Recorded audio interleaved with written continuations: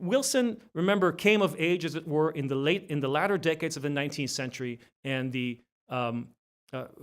first decades of the 20th century. He was a child and a teenager during the U.S. Civil War, but he became an adult and a professor and then president of Princeton at the time when the United States and the world were undergoing unprecedented transformations, which we now call modernity, or we call globalization.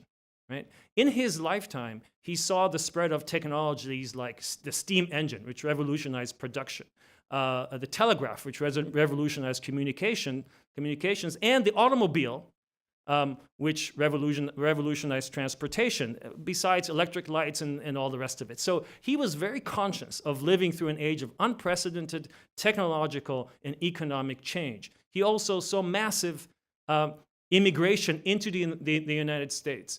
In the late 19th and early 20th century, you had more U.S. people living in the U.S. who were foreign-born than in any time before or since. So he was very, very conscious of this massive movement of people around the world, and specifically in the United States. You had processes like industrialization and urbanization that were rapidly accelerating during his time, during those decades that he was a professor and a university administrator. He was president of Princeton for 10 years before he became governor of New Jersey for 2, and then president of the United States. And so all of these things were really shaping his sense of the historical moment. And the war, in his view, fit into that analysis. So how did it fit into that analysis? Well, very quickly, in his view, all of these transformations that we might call modernity, all of these economic, technological, demographic transformations led, we call it the Gilded Age, to a unhealthy concentration of power in the hands of the few. Unhealthy concentration of power, rising inequality. Wilson saw these trends as anti-democratic. That is to say, power, in his view, had become, in his lifetime, less accountable. And he saw it as his mission to make power more accountable. Now, why? Not because it was the right thing to do morally, although also because of that, but because in his analysis, unaccountable power, once it goes beyond a certain tipping point, leads inevitably to revolution. Because those who are being oppressed, after a certain turning point, rise up. Okay? And when he saw the revolutions in his time, those that preceded the Bolshevik Revolution, for example, the Mexican Revolution of 1910, which happened not long when he was just becoming governor of New Jersey, not long before he became president. The Chinese Revolution, the Republican Revolution, not the communist one, that swept away the last dynasty, in 1911, also happened as he was coming into the presidency. Disorder in the United States, labor uprisings, the assassination of President McKinley, also in Wilson's adult lifetime, by a professed anarchist, and generally the sense that anarchism was spreading in the United States. All of these things he saw as the results or a response, inevitable responses, historically speaking, to the unaccountable concentration of power. And this analysis, which was first developed in a domestic U.S. context, he also took internationally, because once the war began and he started figuring out what was going on, he said, okay, we have the Russian Tsar and we have the German Kaiser. They are representatives of unaccountable power. That's why they're so aggressive and they're doing this war. And that is going to lead to anarchy and possibly revolution. In fact, he was right. It did lead to revolution, both in Russia and in Germany. The one in Germany was suppressed, but that's a different story.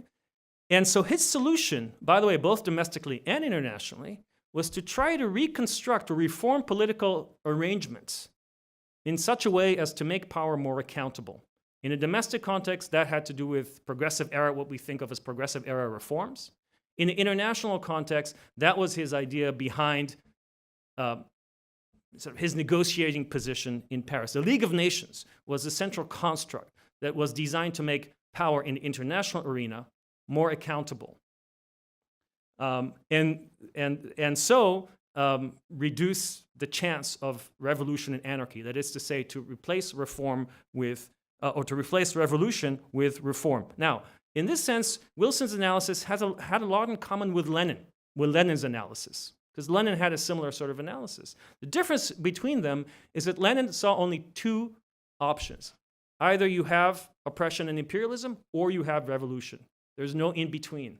And Wilson was going for the in-between. He thought that there was an option to reform international affairs in a way that would both lessen autocracy, as he called it, that was a term that he used, but also stave off revolution.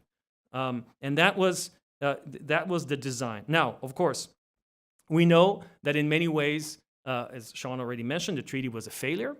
I would argue, actually, that it's interesting in that context to focus on the things that the treaty left behind that we can call them failure or success, but stuck. One of those things, or some of those things, include the borders of many places in Eastern Europe and in the Middle East. Now, you look at maps of these regions, and many of the lines drawn there have their origins in the Versailles Treaty and the other treaties that Sean was mentioning before.